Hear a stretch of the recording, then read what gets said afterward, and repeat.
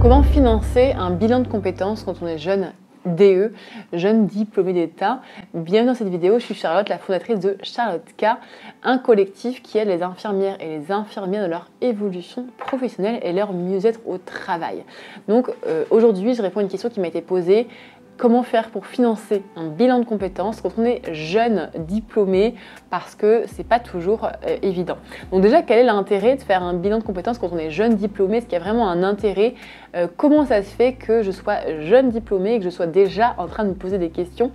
Déjà, j'ai envie de te dire, c'est tout à fait normal et on peut à tout moment, même dès le départ, se poser des questions parce que peut-être qu'au départ, il y a eu peut-être une erreur de casting ou qu'il y a eu des fondations qui n'ont pas été bien posées.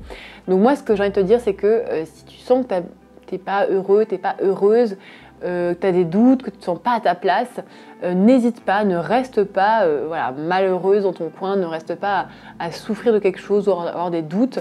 Si tu te questionnes sur quelque chose, va au bout de ce questionnement.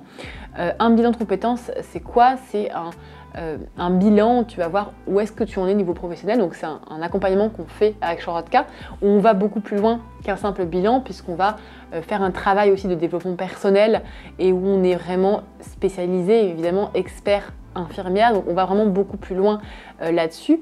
Et parfois, par expérience, un simple changement de service peut suffire. Donc finalement, parfois on va se dire je me sens pas heureuse, je me sens pas bien, je remets tout mon métier infirmière en question, et en fait finalement ce qui va résoudre le problème entre guillemets suite au bilan, tu vas te rendre compte que ça va être juste de trouver le bon service qui va être adapté.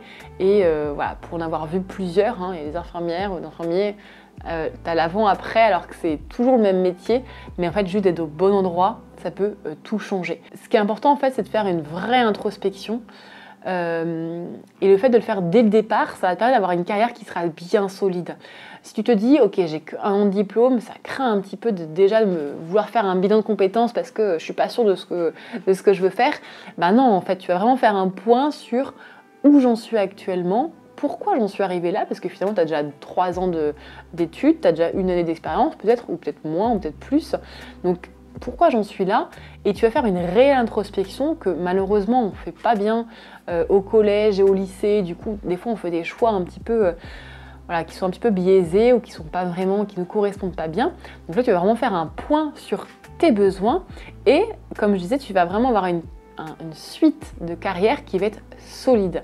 Parce que très souvent, donc suite à l'accompagnement Charlotte K, il y a des personnes qui trouvent soit un service, soit une issue, soit un autre métier, soit une autre façon d'exercer, et qui après, font d'autres petits changements, se forment en plus par exemple, ou ils ont une opportunité, donc ils postulent à un autre poste, et me disent grâce au bilan, grâce à l'accompagnement Charlotte K, j'ai eu toutes les bases en fait pour avoir un questionnement qui va être solide, mais du coup qui va perdurer tout au long de la carrière. Donc ça, c'est important de bien que tu l'aies en tête. Si tu te poses des questions, ça va pas être de trop de faire un questionnement ou une introspection.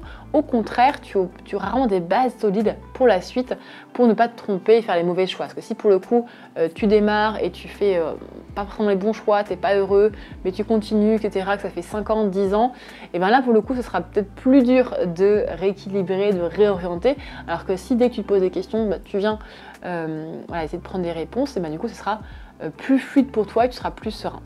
Donc maintenant, quels sont les modes de financement pour un bilan de compétences? Donc il y en a plusieurs.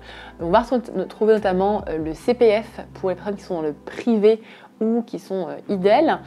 Pour ceux qui sont dans le public, on va retrouver l'ANFH qui finance des bilans de compétences. Pour ceux qui sont sans emploi, on va retrouver Pôle emploi qui finance également parfois des parties de bilan de compétences, mais qui peuvent financer en tout cas. Donc il y a des financements qui sont possibles, et ça pour le coup c'est quelque chose que tu peux voir avec l'équipe Charlotte K en faisant un point téléphonique avec nous. Donc c'est gratuit, c'est sans engagement, c'est juste pour voir comment est-ce que je peux faire pour m'en sortir, comment est-ce que je peux faire si j'ai des doutes, ou alors je me pose juste quelques questions et je suis pas sûre de l'avenir, j'ai vraiment envie d'avoir des bases solides pour le reste, et j'ai pas envie de trimballer, on va dire, des doutes, des questionnements pour la suite de ma carrière. Donc dans ces cas-là, je t'invite réellement à faire un point avec une membre de l'équipe, donc Charlotte K, qui sont toutes infirmières reconverties, qui sont toutes passées par là, qui comprennent complètement ce vers quoi tu peux passer et qui vont t'aider justement à y voir plus clair, qui vont prendre en compte ton besoin et qui vont t'orienter vers la meilleure issue, vers l'issue qui va te correspondre. Donc là, je t'invite réellement à prendre rendez-vous avec une personne de l'équipe juste en cliquant en dessous. Tu choisis ton créneau et puis voilà, tu seras rassuré, tu te sentiras beaucoup plus serein, même si c'est juste l'appel qui va te faire du bien, mais peut-être que ça va te faire beaucoup de bien pour la suite. Et parfois, un simple appel de 30 minutes, ça change beaucoup de choses pour la suite d'une carrière.